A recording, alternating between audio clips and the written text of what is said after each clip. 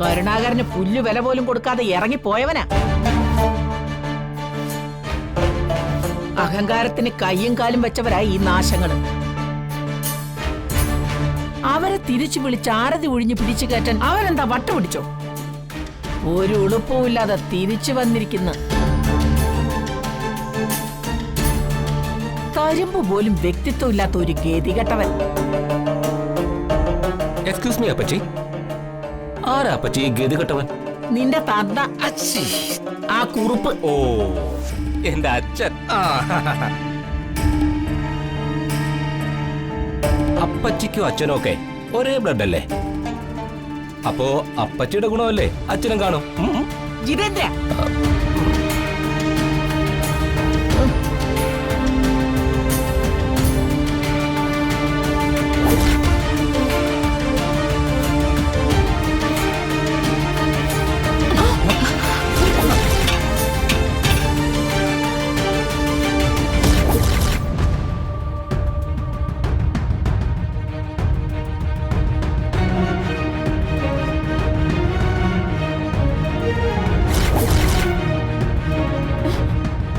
നോറിയ പണി ചെയ്തതും പോരാഞ്ഞ് ആരതി ഒഴിഞ്ഞ് ഐശ്വര്യത്തോടെ കേട്ടുന്നോ?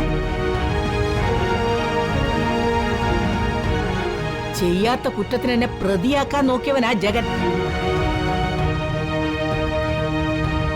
എല്ലാത്തിന്റെ ആണിക്കല്ല് തെറിപ്പിക്കണം. ഈ ഒരുമ്പെട്ടവള് കുടുംബം തകർക്കാൻ ഇറങ്ങിയിരിക്കുന്നു. നാത്തൂനെ,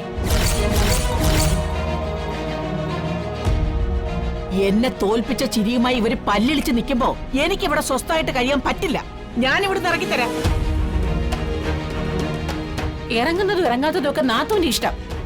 പിടിച്ചു നിർത്താനൊന്നും എന്നെ കിട്ടില്ല. ഇനി ഈ വയസ്സുകാലത്ത് എന്റെ രക്തത്തിൽ പിറന്ന മകനും അവന്റെ ഭാര്യയുമാണ് ഭർത്താവിന്റെ സഹോദരിയെക്കാളും എനിക്ക് വലുത്. അവരിവിടെ തന്നെ കഴിയും. അതെ, കുറുപ്പിന്റെ ഭാര്യയുടെ തീരുമാനമോ ഉറപ്പുള്ള തീരുമാനം. നിങ്ങൾ കേറി വാ മക്കളെ, വാ.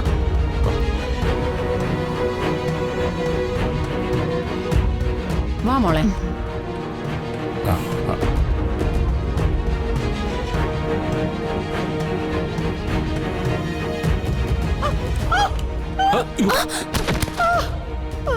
അയ്യോ അയ്യോ അയ്യോ, എന്റെ നടു പോയി. അത് കലക്കി. വരുന്ന പറ്റിയോ അപ്പച്ചി? ഇനി എന്ത് പറ്റാൻ? അപ്പച്ചി കുഴിച്ച കുഴിയിൽ അവസാനം അപ്പച്ചി തന്നെ വീണു. ഇതാണ് ഈശ്വര നിശ്ചയം. മനസ്സിലായ?